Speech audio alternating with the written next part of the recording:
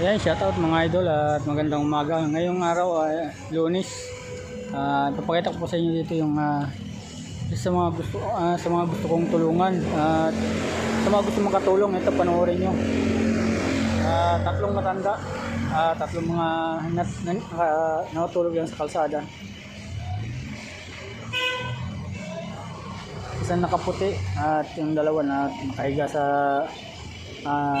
hagdanan ng Paniwala dyan. Kaya sa mga nanonood ng mga videos ko, sana supportan nyo ako at tulungan nyo na rin po ako na may isagawa ko ang aking plano upang tayo makatulong sa mga taong katulad nito, mga idol. Kung nakikita ninyo, tatlo yan. Ang isa nakaupo na matanda at yung dalawa ay medyo bata-bata pa pero nakahiga sa hagdanan ng kalsada, mga idol.